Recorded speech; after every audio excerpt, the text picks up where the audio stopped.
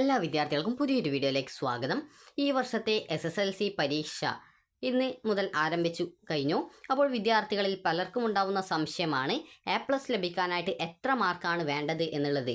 അതുപോലെ തന്നെ നിങ്ങൾക്ക് ജയിക്കാനായിട്ട് മിനിമം എത്ര മാർക്ക് വേണം, അതുപോലെ CE കൂട്ടാതെ നിങ്ങൾ എത്ര മാർക്ക് എഴുത്ത് പരീക്ഷയിൽ വാങ്ങിക്കണം എന്നുള്ളതും, അതുപോലെ തന്നെ വിദ്യാർത്ഥികൾ ഏതെങ്കിലും സബ്ജക്റ്റ് പരാജയപ്പെടുകയാണെങ്കിൽ, അതായത് ഏതെങ്കിലും സബ്ജക്റ്റ് തോറ്റു കഴിഞ്ഞാൽ നിങ്ങൾ ഈ ഒരു SSLC തോൽക്കുമോ എന്നുള്ളത് ചില വിദ്യാർത്ഥികൾക്കെങ്കിലും ഉണ്ടാകുന്ന സംശയമാണ്. ആ ഒരു സംശയത്തിനുള്ള ഉത്തരവും വിദ്യാർത്ഥികൾക്ക് ഈ ഒരു വീഡിയോ വഴി മനസ്സിലാക്കാൻ സാധിക്കുന്നതാണ്. അപ്പോൾ അതുകൊണ്ട് തന്നെ വിദ്യാർത്ഥികൾ വീഡിയോ മുഴുവനായിട്ട് കാണാനായിട്ട് ശ്രദ്ധിക്കുക.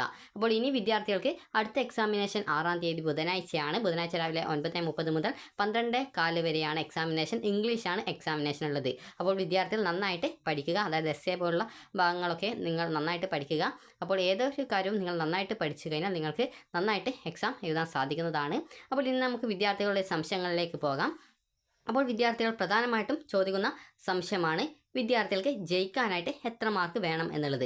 അപ്പോൾ വിദ്യാർത്ഥികൾക്ക് D+ ഗ്രേഡാണ്. അത് നിങ്ങൾക്കറിയാം. നിങ്ങൾക്ക് നിങ്ങളുടെ SSLC സർട്ടിഫിക്കറ്റ് ലഭിക്കുന്ന സമയത്ത് അതിൽ നിങ്ങൾക്ക് ഏത് ഗ്രേഡാണോ ലഭിച്ചിട്ടുണ്ടാവുക അതാണ് രേഖപ്പെടുത്തിയിട്ടുണ്ടാവുക. എത്ര മാർക്ക് കിട്ടി എന്നുള്ളത് അതിൽ രേഖപ്പെടുത്തിയിട്ടുണ്ടാവില്ല. കാരണം ഗ്രേഡിംഗ് സിസ്റ്റം ആയതുകൊണ്ട് തന്നെ A+A, B+B, C+C, D+D ഈ ഒരു രീതിയിലുള്ള ഗ്രേഡുകളാണ് നിങ്ങൾക്ക് കാണാൻ സാധിക്കുക. ഇതിൽ നിങ്ങൾ മിനിമം D+ എങ്കിലും വാങ്ങിച്ചാൽ മാത്രമേ നിങ്ങൾക്ക് SSLC പരീക്ഷ പാസ്സാവുന്നതായിട്ട് സാധിക്കുള്ളൂ. അപ്പോൾ നിങ്ങൾ എഴുത്ത് പരീക്ഷയിൽ നിങ്ങൾ D+ ഗ്രേഡെങ്കിലും ലഭിക്കണം എന്നുണ്ടെങ്കിൽ 50 മാർക്കിൻ്റെ സബ്ജക്റ്റ്, അതായത് 40 മാർക്ക് എഴുത്ത് പരീക്ഷയും 10 മാർക്ക് CE മാർക്കും കൂടി ടോട്ടൽ 50 മാർക്ക്. ഈ ഒരു 50 മാർക്കിൻ്റെ സബ്ജക്റ്റിൽ നിങ്ങൾക്ക് എഴുത്ത് പരീക്ഷയിൽ വാങ്ങിക്കേണ്ട മാർക്ക് എന്ന് പറയുന്നത് നിങ്ങൾ വാങ്ങിക്കേണ്ടത് 5 മാർക്കാണ്. എഴുതിയിട്ട് നിങ്ങൾക്ക് മിനിമം കിട്ടേണ്ടത് D+ കിട്ടാനായിട്ട്. ഇതിനോടൊപ്പം 10 മാർക്ക് നിങ്ങൾക്ക് CE മാർക്ക് ഫുള്ളായി കിട്ടുകയാണെങ്കിൽ ടോട്ടൽ 15 മാർക്ക് നിങ്ങൾക്ക് ലഭിച്ചിട്ടുണ്ടെങ്കിൽ D+ ഗ്രേഡ് ലഭിക്കുന്നതാണ്. അപ്പോൾ ഈ ഒരു രീതിയിലാണ് നിങ്ങൾ D+ ഗ്രേഡ് ലഭിക്കാനായിട്ട് ഈ ഒരു 50 മാർക്കിൻ്റെ, അതായത് 40 മാർക്ക് സബ്ജക്റ്റും 10 മാർക്ക് CEയും, അടുത്തത് 80 മാർക്കിൻ്റെ സബ്ജക്റ്റിൽ 20 മാർക്കാണ് CE ഉണ്ടാവുക. ടോട്ടൽ 100 മാർക്കാണ് ഉണ്ടാവുക. അപ്പോൾ 100ൽ നിങ്ങൾ വാങ്ങിക്കേണ്ട മാർക്ക് എന്ന് പറയുന്നത്, അതായത് 80 മാർക്കിൻ്റെ എഴുത്ത് പരീക്ഷയിൽ നിങ്ങൾ വാങ്ങിക്കേണ്ട മാർക്ക് എന്ന് പറയുന്നത് 10 മാർക്ക് നിങ്ങൾ എഴുതിയിട്ട് വാങ്ങുകയും 20 മാർക്ക് നിങ്ങൾക്ക് CE കിട്ടുകയും ചെയ്യുകയാണെങ്കിൽ, അല്ലെങ്കിൽ ടോട്ടലായിട്ട് നിങ്ങൾക്ക് 30 മാർക്ക് ലഭിക്കുകയാണെങ്കിൽ നിങ്ങൾ SSLC പരീക്ഷ പാസ്സാവുന്നതാണ്. അപ്പോൾ ഈ ഒരു 15 മാർക്ക് CE ഉൾപ്പെടെ 15ഉം അതുപോലെ തന്നെ CE ഉൾപ്പെടെ നിങ്ങൾക്ക് 30 മാർക്കും ലഭിച്ചു കഴിഞ്ഞാൽ നിങ്ങൾക്ക് D+ ഗ്രേഡാണ് ലഭിക്കുക.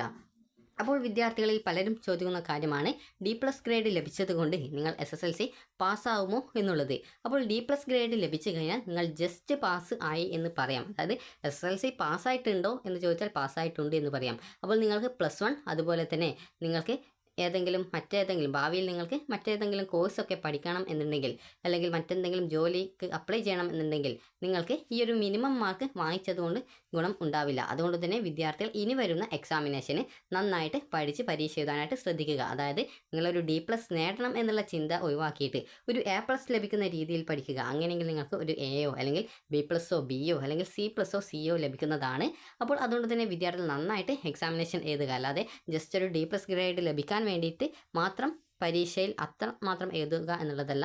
നിങ്ങളൊരു A+ ലഭിക്കുന്ന രീതിയിൽ പരീക്ഷ എഴുതേണ്ടതാണ്.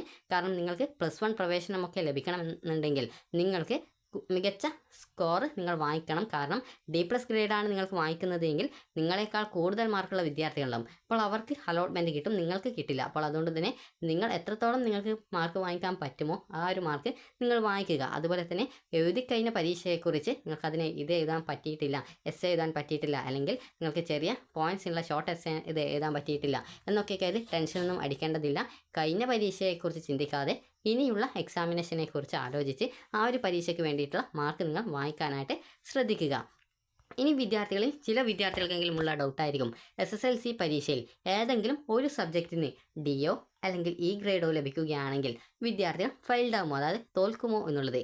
അപ്പോൾ നിങ്ങൾക്ക് മിനിമം D+ എങ്കിലും ലഭിച്ചാലാണ്, അതായത് നിങ്ങൾക്ക് മിനിമം ആ ഒരു സബ്ജക്റ്റിൽ ടോട്ടൽ CE ഉൾപ്പെടെ 30%ഓ 39% മാർക്ക് ലഭിക്കുകയാണെങ്കിൽ, അതായത് 30 മുതൽ 39% വരെ ലഭിക്കുകയാണെങ്കിലാണ് D+ ഗ്രേഡ് കിട്ടുക.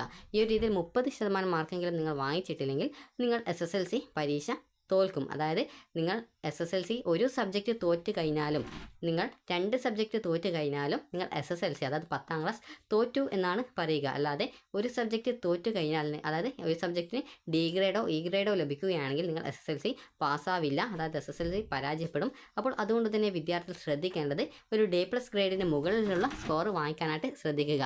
അല്ലാതെ ഇപ്പോൾ നിങ്ങൾ മലയാളം അല്ലെങ്കിൽ നിങ്ങളുടെ അറബിക് അല്ലെങ്കിൽ ഉറുദു ഇതുപോലെ ഏതെങ്കിലും ഭാഷയായിരിക്കും നിങ്ങൾ 1ാം ഭാഷയായിട്ട് എടുത്തിട്ടുണ്ടായിരുന്നത്.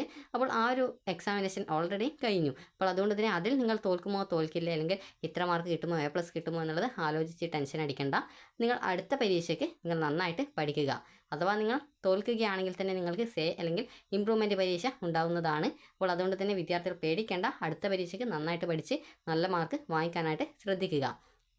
ഇനി വിദ്യാർത്ഥികൾ ചോദിച്ചിട്ടുണ്ടായിരുന്ന പ്രധാനപ്പെട്ട കാര്യമാണ് A+ ലഭിക്കാനായിട്ട് എത്ര മാർക്കാണ് നിങ്ങൾ വാങ്ങിക്കേണ്ടത് എന്നുള്ളത്. അപ്പോൾ അക്കാര്യം കൂടി നമുക്ക് നോക്കാം.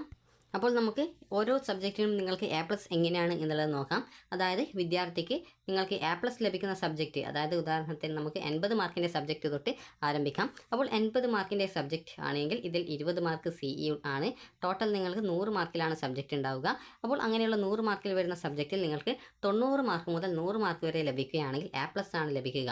അതുപോലെ 80 മുതൽ 89 മാർക്ക് വരെ ലഭിക്കുകയാണെങ്കിൽ A ഗ്രേഡും, 70 മുതൽ 79 മാർക്ക് വരെ ലഭിക്കുകയാണെങ്കിൽ B+, 60 മുതൽ 69 മാർക്ക് വരെ ലഭിക്കുകയാണെങ്കിൽ B ഗ്രേഡും, അതുപോലെ തന്നെ നിങ്ങൾക്ക് 50 മുതൽ 59 മാർക്ക് വരെ ലഭിക്കുകയാണെങ്കിൽ C+, അതുപോലെ 40 മുതൽ 49 മാർക്ക് വരെ ലഭിക്കുകയാണെങ്കിൽ C ഗ്രേഡും, അതുപോലെ തന്നെ നിങ്ങൾക്ക് D+ ലഭിക്കണമെങ്കിൽ 30 മുതൽ 39 മാർക്ക് വരെ ലഭിക്കണം. അതുപോലെ D ഗ്രേഡ് ലഭിക്കണമെങ്കിൽ 20 മുതൽ 29 മാർക്ക് വരെ ലഭിക്കണം. അതായത് 20 ലഭിച്ചാലും അല്ലെങ്കിൽ 29 ലഭിച്ചാലും അല്ലെങ്കിൽ ഇതിന് ഇടയിൽ ലഭിച്ചാലും നിങ്ങൾക്ക് D ഗ്രേഡാണ് ലഭിക്കുക. 20 മാർക്കിന് താഴെ എത്ര ലഭിച്ചാലും E ഗ്രേഡാണ് ലഭിക്കുക. ഇനി നമുക്ക് 50 മാർക്കിൻ്റെ സബ്ജക്റ്റിൽ നിങ്ങൾക്ക് എത്ര മാർക്ക് നേടണം എന്നുള്ളത് നോക്കാം. അപ്പോൾ നമുക്ക് ആ ഒരു കാര്യം നോക്കിയേക്കാം. അപ്പോൾ നമുക്ക് ആ ഒരു കാര്യം കൂടി നോക്കി വെക്കാം. അതായത് വിദ്യാർത്ഥികൾക്ക് ഈ ഒരു അതായത് 45 മുതൽ, അതായത് 45 മുതൽ നിങ്ങൾക്ക് ഒരു 50 വരെ മാർക്ക് ലഭിക്കുകയാണെങ്കിൽ നിങ്ങൾക്ക് ലഭിക്കുന്ന ആ ഒരു, അതായത് നിങ്ങൾക്ക് 45 മുതൽ 50 വരെ ലഭിക്കുകയാണെങ്കിൽ, അത് CE ഉൾപ്പെടെയാണ്. CE ഉൾപ്പെടെ നിങ്ങൾക്ക് 40 മുതൽ, അതായത് 40 മാർക്കും അതുപോലെ 10 മാർക്ക് CE ഉൾപ്പെടെ 50 മാർക്കാണ്. 50 മാർക്കിൽ നിങ്ങൾക്ക്, അതായത് 45 മുതൽ 50 വരെ ലഭിക്കുകയാണെങ്കിൽ A+ ഗ്രേഡാണ് ലഭിക്കുക. അതുപോലെ തന്നെ നിങ്ങൾക്ക് ഈ ഒരു, അതായത് 40 മുതൽ 44 വരെ ലഭിക്കുകയാണെങ്കിൽ നിങ്ങൾക്ക് ഈ ഒരു A ഗ്രേഡാണ് ലഭിക്കുക. അപ്പോൾ വിദ്യാർത്ഥികൾക്ക് ഈ ഒരു രീതിയിലാണ് മാർക്ക് വരിക. അതായത് നിങ്ങൾക്ക്, അതായത് 40 മാർക്കിൻ്റെ സബ്ജക്റ്റ് ആണെങ്കിൽ നിങ്ങൾക്ക് 45 മാർക്ക് വരെ ലഭിക്കുകയാണെങ്കിൽ, അതായത് നിങ്ങൾക്ക് ലഭിക്കുന്ന മാർക്ക് എന്ന് പറയുന്നത് A+ ആണ്. അതായത് ഗ്രേഡ് എന്ന് പറയുന്നത് A+ ഗ്രേഡാണ്. അതുപോലെ തന്നെ വിദ്യാർത്ഥികൾക്ക് ഈ ഒരു രീതിയിൽ 30 മാർക്കല്ല, അതായത് 40 മാർക്ക് മുതൽ ഈ ഒരു 44 മാർക്ക് വരെ ലഭിക്കുകയാണെങ്കിൽ നിങ്ങൾക്ക് A ഗ്രേഡാണ് ലഭിക്കുക. അതുപോലെ തന്നെ നിങ്ങൾക്ക് 35 മുതൽ നിങ്ങൾക്ക് 39 വരെ മാർക്ക് ലഭിക്കുകയാണെങ്കിൽ B+, അതുപോലെ തന്നെ നിങ്ങൾക്ക് ഈ ഒരു, അതായത് 30 മാർക്ക് മുതൽ ഏകദേശം 34 മാർക്ക് വരെ ലഭിക്കുകയാണെങ്കിൽ B ഗ്രേഡാണ് ലഭിക്കുക. അതുപോലെ തന്നെ നിങ്ങൾക്ക്, അതായത് ഈ ഒരു 25 മുതൽ 29 വരെ മാർക്ക് ലഭിക്കുകയാണെങ്കിൽ C+, അതുപോലെ 20 മുതൽ 24 മാർക്ക് വരെ ലഭിക്കുകയാണെങ്കിൽ C ഗ്രേഡും, അതുപോലെ തന്നെ 20 മാർക്കിന് താഴെ, അതായത് ഏകദേശം നിങ്ങൾക്ക് 15 മാർക്ക് മുതൽ 20 മാർക്ക് വരെ ലഭിക്കുകയാണെങ്കിൽ, അതായത് 20 അല്ല 19 മാർക്ക് വരെ ലഭിക്കുകയാണെങ്കിൽ D+ ഗ്രേഡും, അതുപോലെ തന്നെ അതിന് താഴെ നിങ്ങൾക്ക്, അതായത് ഏകദേശം നിങ്ങൾക്ക് 10 മാർക്ക് മുതൽ നിങ്ങൾക്ക് 14 മാർക്ക് വരെയാണ് ലഭിക്കുന്നതെങ്കിൽ D ഗ്രേഡും, അതിന് താഴെ, അതായത് 10 മാർക്ക് താഴെയാണ് ലഭിക്കുന്നതെങ്കിൽ നിങ്ങൾക്ക് D ഗ്രേഡുമാണ് ലഭിക്കുക. അതായത് D അല്ല E ഗ്രേഡാണ് ലഭിക്കുക. അപ്പോൾ മിനിമം നിങ്ങൾ വാങ്ങിക്കേണ്ട മാർക്ക് എന്ന് പറയുന്നത് ഈ ഒരു, അതായത് 15 മാർക്ക് മുതൽ നിങ്ങൾ ഈ 19 മാർക്ക് വരെ വാങ്ങിക്കുകയാണെങ്കിൽ D+ ഗ്രേഡാണ് ലഭിക്കുക. അതായത് CE ഉൾപ്പെടെ D+ ഗ്രേഡാണ് ലഭിക്കുക. അപ്പോൾ അതുകൊണ്ട് തന്നെ വിദ്യാർത്ഥികൾ നന്നായിട്ട് പഠിച്ച് നല്ല മാർക്ക് സ്കോർ ചെയ്യാനായിട്ട് ശ്രദ്ധിക്കുക. ഈ ഒരു പരീക്ഷയിൽ നിങ്ങൾക്ക്, അതായത് കഴിഞ്ഞ പരീക്ഷയിൽ നിങ്ങൾക്ക് എഴുതാൻ സാധിച്ചിട്ടില്ല എങ്കിലും നിങ്ങൾ ഇനി വരുന്ന പരീക്ഷയിൽ കൂടുതലായിട്ട് പഠിച്ച് നല്ല മാർക്ക് സ്കോർ ചെയ്യാനായിട്ട് ശ്രദ്ധിക്കേണ്ടതാണ്. അപ്പോൾ ഈ ഒരു വീഡിയോ നിങ്ങൾക്ക് ഉപകാരപ്രദമായിട്ടുണ്ടെങ്കിൽ ലൈക്ക് ചെയ്യുക, ഷെയർ ചെയ്യുക. Thank you for watching.